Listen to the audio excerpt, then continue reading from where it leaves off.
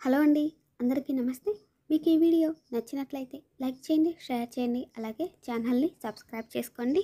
నక్షత్ర అపూర్వ దగ్గరికొచ్చి, అయినా వంశీ తప్పు చేస్తే అలా గగన్‌ని సారీ చెప్పమనడమేంటి మమ్మీ?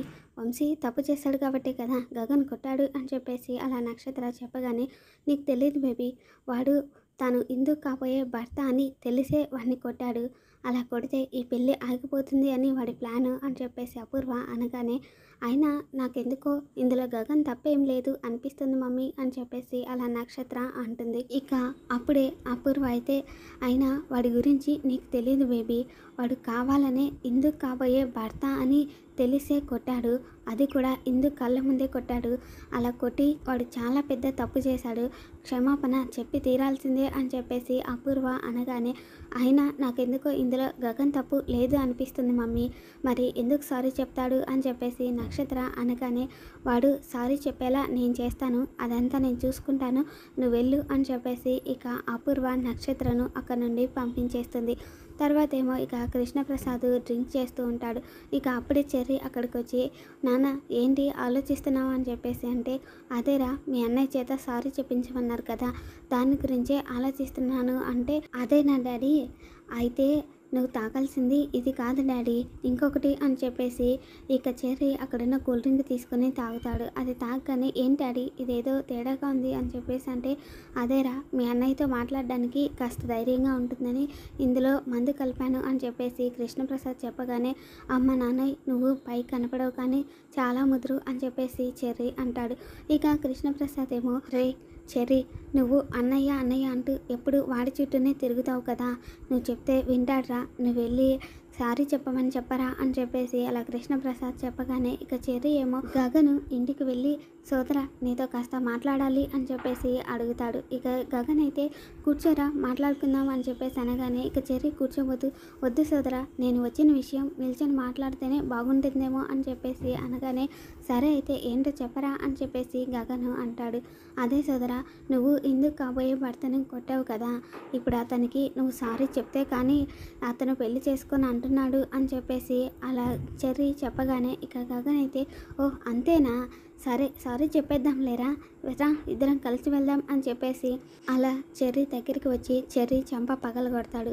ఈ పని నువ్వు అక్కడ చేసుంటే బాగుండేదిరా, నువ్వు అక్కడ చేయలేదు కాబట్టి నేను ఇక్కడ చేయాల్సి వచ్చింది అని చెప్పేసి ఇక గగను చెర్రీని కొట్టినట్టు ఊహించుకుంటూ, అమ్మ నాన్న నేను రాను, అసలే అన్నయ్య నన్ను చంపేస్తాడు, నువ్వంటే పెద్దవాడివి కాబట్టి నిన్నేదో 4 మాటలని వదిలేస్తాడేమో, నన్నైతే చీరేస్తాడు అని చెప్పేసి ఇక చెర్రీ అనగానే ఇక కృష్ణప్రసాద్ అయితే, అది కాదురా, నువ్వుంటే కాస్త ధైర్యంగా ఉంటుంది, ముందు నువ్వు లోపలికి వెళ్ళావనుకో నిన్ను చూస్తే వాడు తర్వాత నన్నేమీ అనలేడు అని చెప్పేసి కృష్ణప్రసాద్ అలా, రారా ఇద్దరం వెళ్దాం అని చెప్పేసి ఇక చెర్రీని కారులో ఎక్కిస్తాడు. కృష్ణప్రసాద్ ముందు సీట్లో కూర్చొని కారు స్టార్ట్ చేసేలోపే చెర్రీ కారులోంచి దిగిపోతాడు.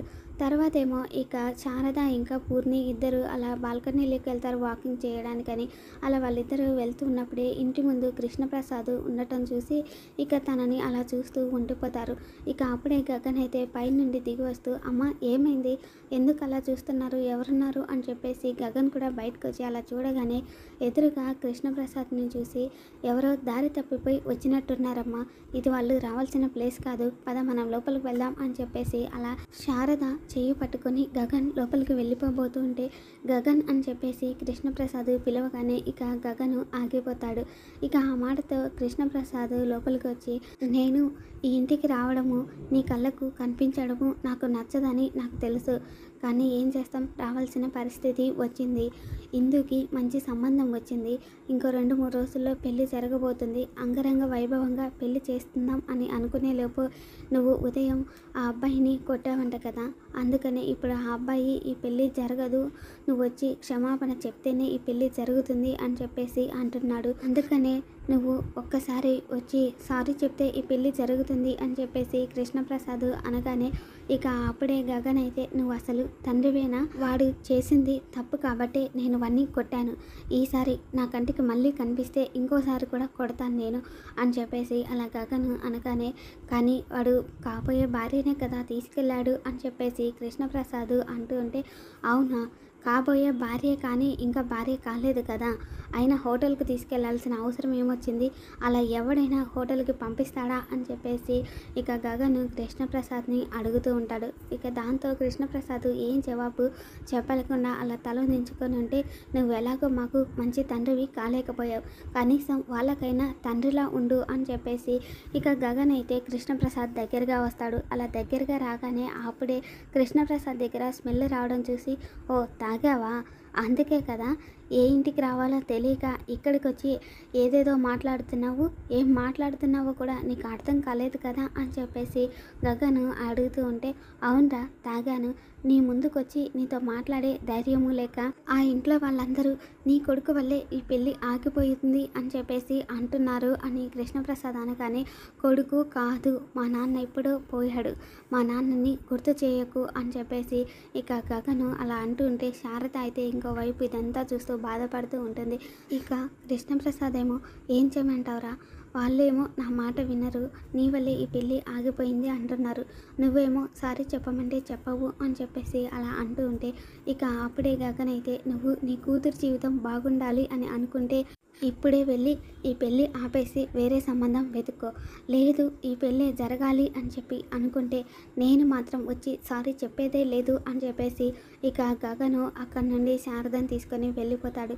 తర్వాత ఏమో కృష్ణప్రసాద్ అలా వెళ్ళిపోతూ ఉంటే ఇక భూమి అయితే కృష్ణప్రసాద్ దగ్గరికి వెళ్ళి, అంకుల్ ఏంటి అంకుల్ ఇది, సారీ చెప్పమనడం ఏంటి అని చెప్పేసి అలా అనగానే, ఆ అబ్బాయి చేసింది తప్పు, అందుకే వీడు కొట్టాడు అని నాకు తెలుసమ్మా, వీడు తప్పు లేదని కూడా నాకు అర్థమైంది, కానీ ఆ ఇంట్లో వాళ్ళందరూ నా కొడుకే తప్పు చేశాడు అని చెప్పేసి అంటున్నారు, ఒకసారి నా వల్ల పెళ్లి సంబంధం ఆగిపోయింది, ఇప్పుడు వీడి వల్ల ఈ పెళ్ళి ఆగిపోతుంది అని చెప్పేసి వీడి మీద నిందలు ఎక్కడ పడతాయో అని సారీ చెప్పమని అడగడానికని వచ్చానమ్మా, అంతేగాని వీడేదో తప్పు చేశాడు అని కాదమ్మా, వీడు తప్పు చేయడు అని నాకు తెలుసు అని చెప్పేసి కృష్ణప్రసాద్ అంటాడు.